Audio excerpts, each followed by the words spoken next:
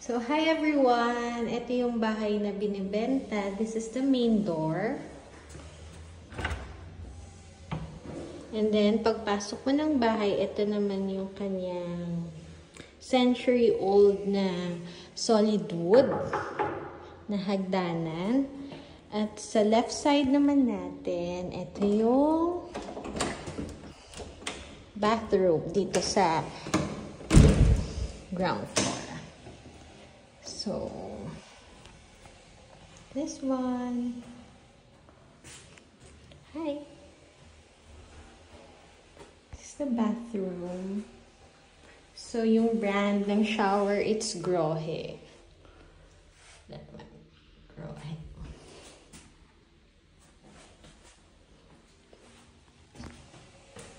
Tsaka, meron siyang blinds here. So, makikita mo yung view sa labas ng bahay mo.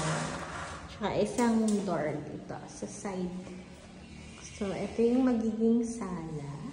Ito pala yung sala. See?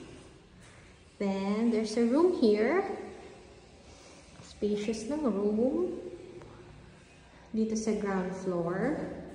Tsaka may blinds na rin siya. Then, let's go to the kitchen area. So, meron ditong parang breakfast table na high chair. May dalawa. Then, there's also a door. So, ito yung sala. Papunta natin ng kitchen. So, marami siyang cabinets na mas-store niyo yung mga gamit. Meron ding cabinets dito. Here, this one.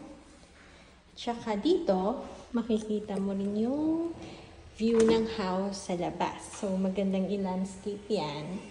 Tsaka, cabinets and cabinets. At tsaka, ito yung lababo natin.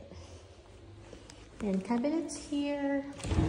So, meron siya ditong stainless na lagayan ng mga wares, kitchenwares. Then, ito naman heading outside na. So, the maid's room. Tsaka yung dirty kitchen. Ayan, papunta na yan sa labas.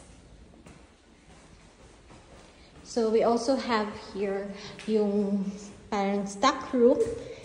Nalagayan nyo ng mga gamit. Pwede nyong lagyan dito. So, this is it.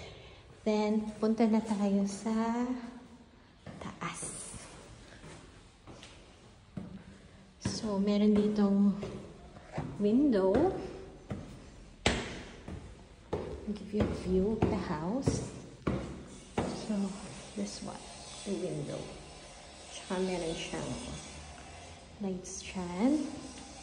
This one, and another bathroom with a shower.